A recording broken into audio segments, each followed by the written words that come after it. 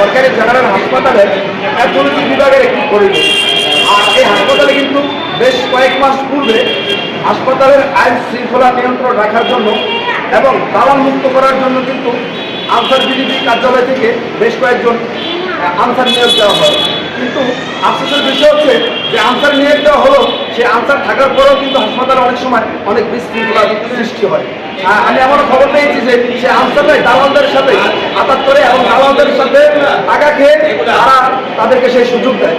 একই সাথে যে হাসপাতালের যে করিডোর, এখানে আপনারা দেখতে পাচ্ছেন আমার পিছনে কিন্তু বেশ কয়েকটি মোটরসাইকেল রয়েছে, যেটিকে প্রথম দেখলে মনে হবে যে কোনো মোটরসাইকেলের গ্যারেজ কিংবা কোনো কারখানা।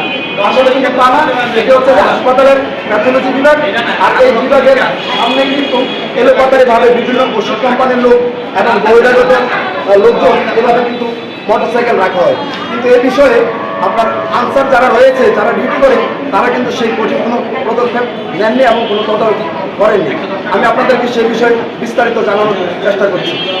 সুপ্রিয় দর্শক, এটি হচ্ছে চাঁদপুর সরকারি জেনারেল হাসপাতালের নিচতলায় থাকা প্যাথোলজি বিভাগের সামনের করিডোরের দৃশ্য।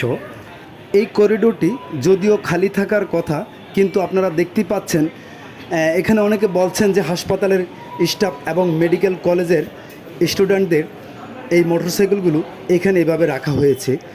আমি মনে করি যে তাদের পাশাপাশি বিভিন্ন ওষুধ কোম্পানির লোক এবং বিভিন্ন রোগীর লোকজনেরাও এখানে মোটরসাইকেলগুলো এভাবে রেখেছেন।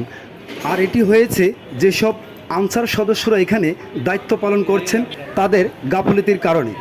এ বিষয়ে আমি হাসপাতাল কর্তৃপক্ষের দৃষ্টি আকর্ষণ করে বলতে চাই, হাসপাতালের পেছনে অথবা সামনে থাকা কোথাও যদি স্টাফদের জন্য কিংবা মেডিকেল স্টুডেন্টদের জন্য মোটরসাইকেল রাখার জন্য একটি গ্যারেজ করে দেন, তাহলে হয়তো এই সমস্যা খুব দ্রুতই সমাধান হবে।